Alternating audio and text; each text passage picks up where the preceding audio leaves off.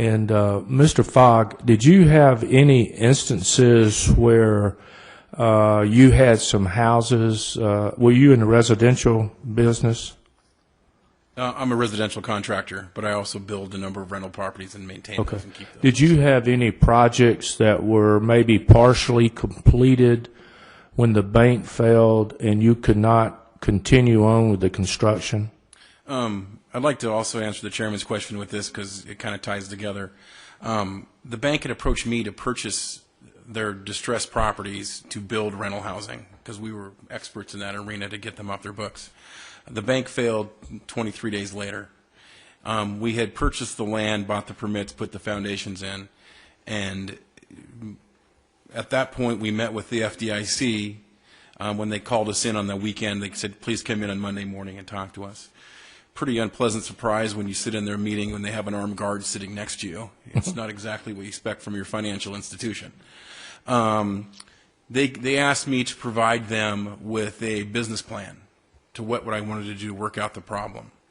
Being in a situation I could not fail, because obviously I have a lot of other real estate assets going on, I came up with a plan where I had loans of approximately $285,000 a unit. I agreed, my plan was, okay, you don't need to give me $285,000, I'll do $200,000 a unit. The contractor at that time thanked me for the plan. They said it's the best business plan that they had ever written. Please proceed. I never got anything in writing. I'm an honorable guy. So I took my own funds and any money I could scrape up to complete my project. At the time of completing the project, I brought them lien releases, paid bills, you name it. And at the end of the day, the FDIC contractor said, I'm sorry, there's someone at the FDIC that's unfortunately has made the business decision to not honor their funding commitment. I didn't have anything in writing. Shame on me. During that period of time, we constantly talked to them. I talk to them, 2-3 times a week, trying to see who do I speak with, how do I resolve this. I have other unresolved issues, and they always led me down the path. They led me down the path every single time. And this was the FDIC, and was it at a branch or was it the FDIC in D.C. or? When you deal with the local contractor, they're not actually, I guess they're not. This was an FDIC contractor, somebody the FDIC had contracted with? It was called Quantum Service or Quantum Investments or whatever they wanted to call themselves. But they are the figurehead or the face of the FDIC that you meet in your local community. Okay. You never get a chance to speak to anybody actually at the FDIC. Mr. Leventhal, do you know of any, and I know you dealt with Starwood, I think. Is that not true? Yes, sir. And that was a pretty decent experience there? No, I lost a great building that I had constructed. I turned it in from a condo project that was at the worst time to have built a condo project, made it a 100% cash flowing building at 90% occupancy. Starwood had a great deal. They came in and they foreclosed out the building because the building that I spent $51 million building was not even worth $29 million. It's a really staggering thought when you consider it. And I had investors that lost upwards $15 million in the transaction.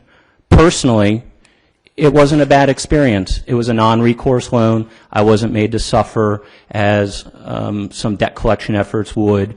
And Starwood has since come in and they've taken back lots of collateral, and Atlanta is now in a good position because condominiums have sold so much that it almost makes sense to build another condo building. Almost. One last question. Are any of you familiar with any subdivisions or that were halfway completed or developed, say that phase 1 was finished and sold out, had 22 homes in it or whatever number.